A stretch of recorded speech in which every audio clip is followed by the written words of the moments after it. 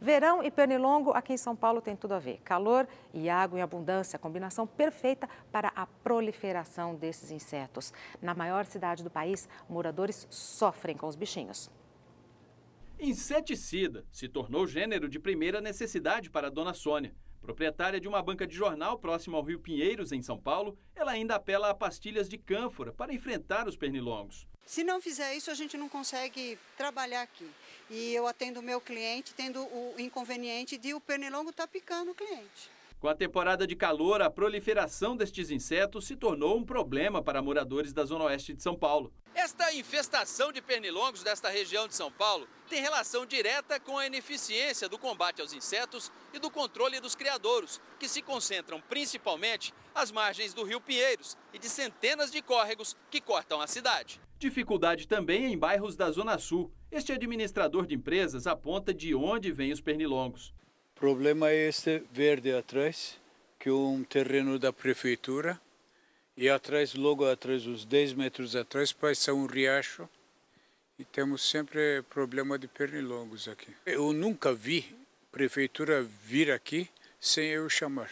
Em nota, a Secretaria Municipal de Saúde informa que vai ampliar as ações de combate aos pernilongos. A ideia é trabalhar em parceria com as subprefeituras para a limpeza de córregos e rios e aplicação de larvicidas. Estas ações devem surtir efeito em até 3 semanas. Bem, para falar mais sobre esse inseto tão irritante, nós vamos conversar agora com ele, o biólogo e professor Del Nero, que sempre tira as nossas dúvidas aqui sobre o mundo animal. Professor, bom dia, bem-vindo mais uma vez aqui ao programa. Eu já chego perguntando, por que os pernilongos aparecem justamente quando está calor e principalmente durante a noite, quando a gente vai dormir, eles ficam ali, ó. Meu Deus, professor, por quê? Bom dia, Douglas. Ótima pergunta a você. Então vamos tentar entender o seguinte. O pernilongo, ele é um animal que ele não consegue regular a temperatura do corpo através do seu metabolismo. Ele precisa de uma fonte externa, que é o ambiente. Época de verão, época de chuva, temperatura mais alta. Temperatura mais alta aumenta o metabolismo dos insetos, consequentemente do pernilongo. Mais chuva, maior a área para ele poder o quê? Se proliferar. Agora, Douglas, é uma curiosidade bem legal. As pessoas ficam assim, puxa, o pernilongo irrita aquele barulhinho. Você sabia que o pernilongo macho não se alimenta de sangue e ele não te irrita? É a fêmea?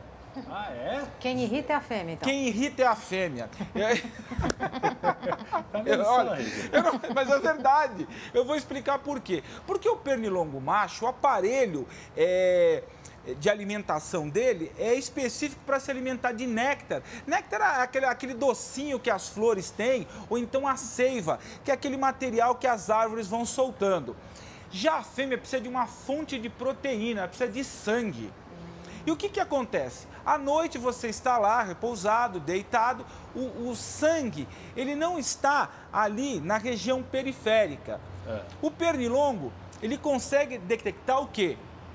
A presença de ácido lácteo, que é o que a gente faz pelos movimentos, e o dióxido de carbono, a respiração, o resultado da minha respiração. Então ele vem, ele sabe que ali tem um animal que tem sangue. Agora, como é que ele vai fazer? Ele tem que picar aqui, na pele. Mas não tem, o sangue não está bem fácil ali. Ele te irrita com o zumbido, a fêmea, com o zzz. Aí você se irrita e já viu a expressão? Cara, hoje eu estou irritado, eu estou com o sangue na flor da pele. É exatamente o que a fêmea quer. A natureza é inteligente. Aí o seu sangue vem para a região periférica, fica mais fácil dele picar e dele sugar. Não existe mistério, existe algo chamado evolução. Estratégia, então é uma estratégia da fêmea. Sim, fazer claro. com que a gente acorde, porque aí ela consegue o que ela quer, que é o sangue. Que nós ficamos mais irritados. Então essa que é a questão. Ô, Del Nero, a gente está vendo uma imagem aqui agora na internet, coloca pra gente, olha lá, ó. Literalmente igual as mulheres, tá dominado, tá tudo dominado aí, tá vendo só? Exatamente, Douglas. Ô, professor, agora tem uma imagem aqui que me chamou bastante atenção. Eu queria te perguntar uma coisa. Por acaso, essa imagem aqui da internet, olha só. Cadê? É um Deixa eu ver. pernilongo cheio de sangue ali? Seria o sangue que ele pegou da gente? Olha, exatamente. Olha o que acontece. Um pernilongo, um pernilongo fêmea, ele consegue aí aproximadamente 5 microlitros de sangue. Nossa. Agora vamos quantificar, vamos quantificar.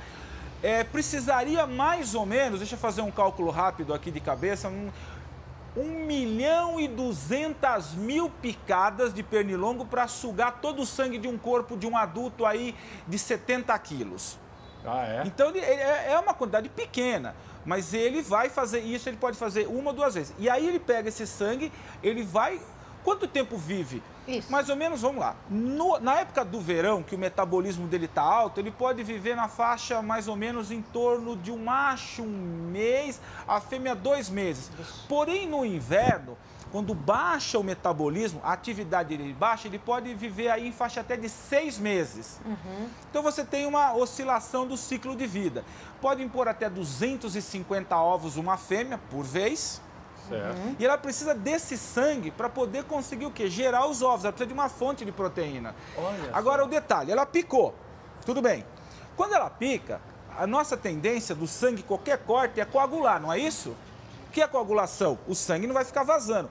Só que ela usa-se de um artifício da saliva dela, que é um anticoagulante, para poder sugar o sangue. Certo. Só que essa substância é um corpo estranho no organismo, gera uma reação. Por isso que você tem aquela área lá depois que você fica coçando e fica irritado. E olha, o que é importante, uma pessoa que não tem problema alérgico não é tão problemático. Agora, se a pessoa já tem um histórico de alergia, uma pessoa pode vir ter problemas sérios, até, por exemplo, aí de um edema de glote, de uma reação alérgica por picadas de insetos e até de pernilongos. Então é muito importante as mamães aí saberem se seus filhos têm um histórico alérgico e saberem se vão para algum local que tenha pernilongo ou outros insetos, tá passando um repelente aí, tá tomando os cuidados para evitar problemas maiores. Ô, professor, eu quero convidar o senhor para continuar conosco aqui no Se Liga Brasil, a partir das 10h30 da manhã, no nosso conteúdo pela internet. Você acessa redetv.com.br. A gente vai continuar falando sobre pernilongo aqui no nosso Se Liga Brasil. As dúvidas são muitas, né, Douglas? Bastante, viu, Regina?